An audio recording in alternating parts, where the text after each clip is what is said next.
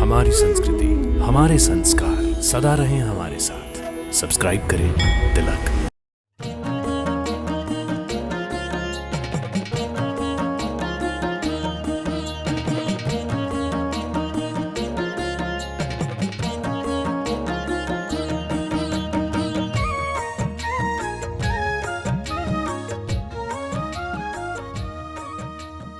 हिंदू शास्त्रों के अनुसार 7 पुरियां अर्थात नगर हैं: अयोध्या, मथुरा, हरिद्वार, काशी, कांचीपुरम, उज्जैन और द्वारिका।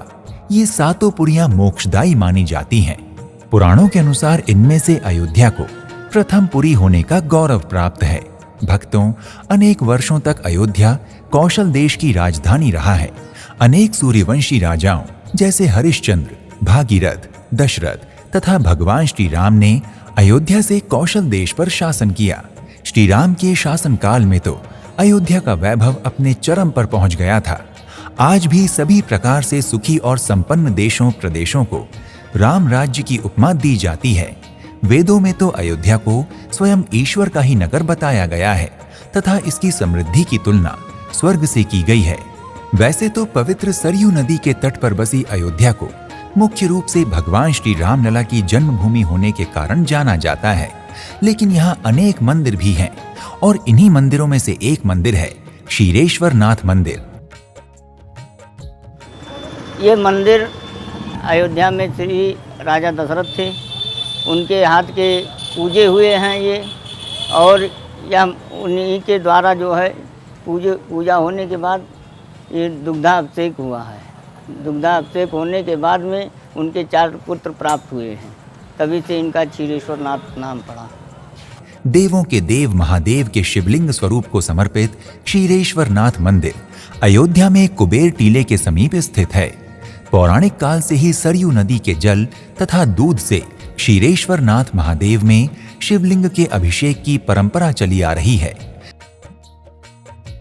पुराणों में इस मंदिर का उल्लेख करते हुए लिखा गया है कि 3 पत्नियों के होने के बाद भी जब वृद्धावस्था तक भी अयोध्या के राजा दशरथ को संतान सुख प्राप्त नहीं हुआ, तब वे अपनी तीनों पत्नियों कौशल्या, कैकई तथा सुमित्रा के साथ क्षीरेश्वर नाथ महादेव की शरण में आए और यहाँ शिवलिंग का दुग्धाभिषेक किया, जिसके फलस्वरूप उन्हें भगवान विष्णु के अवतार श्री रामचंद्र जी, शेषनाग अवतार लक्ष्मण जी, भरत एवं शत्रुघ्न नामक 4 पुत्रों की प्राप्ति हुई थी।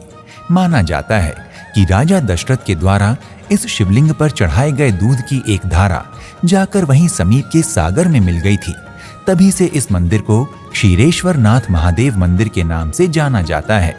आज भी स्थानीय लोगों में ये मान्यता है, क्षीरेश्वर नाथ महादेव का अभिषेक करने से मनुष्य को सुख समृद्धि और संतान की प्राप्ति तो होती ही है, साथ ही ऋण, रोग, शोक तथा अन्य कष्टों से मुक्ति भी प्राप्त हो जाती है।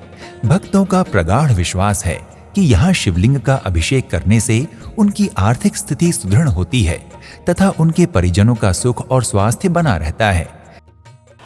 और भगवान के नित्य अभिषेक करने से भवानी शंकरो श्रद्धा विश्वास रूपिणो याम्भ्या बिना पश्चन सिद्धा स्वांतमा स्थिम महेश्वरम।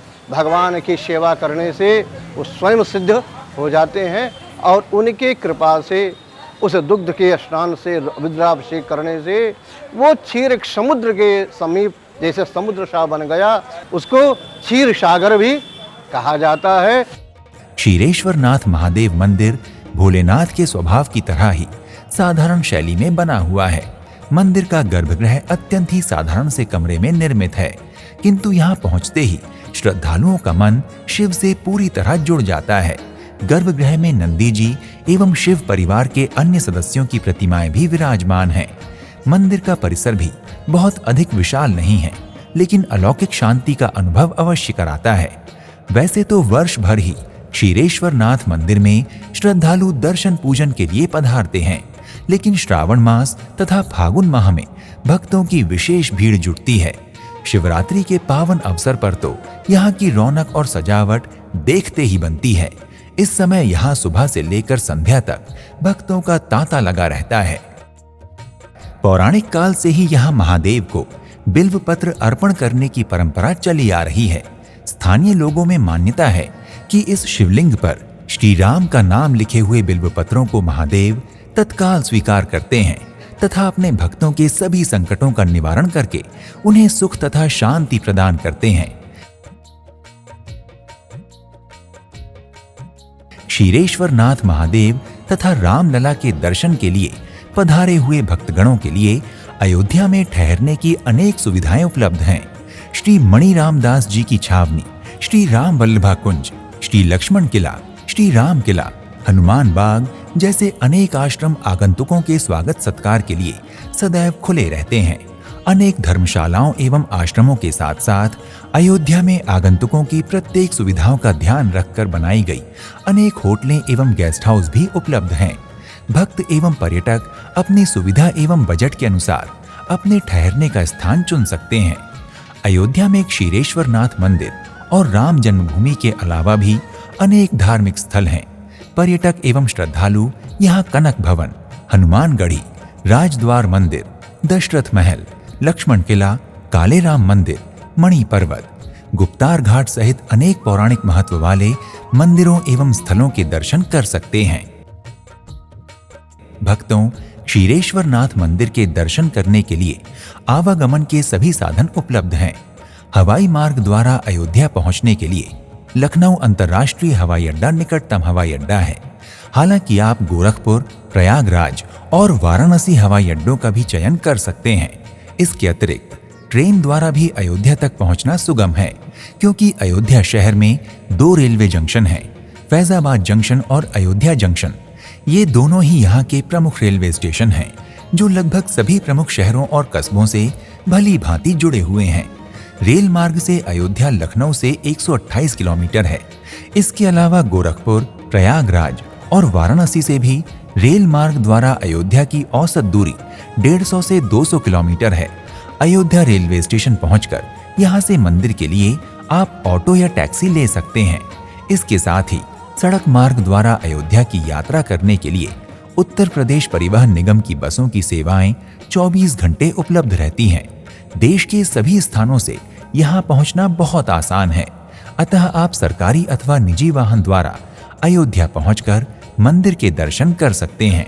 भक्तों, अगर आपको हमारा ये कार्यक्रम अच्छा लगा तो आप शीघ्र ही अपने बजट व क्षमता अनुसार अयोध्या स्थित क्षीरेश्वरनाथ मंदिर की यात्रा का शुभारंभ कर भगवान भोलेनाथ का आशीर्वाद प्राप्त करें। एक नए धाम की यात्रा पर आपसे फिर भेंट होगी। तब तक के लिए हर हर महादेव। इति शुभम।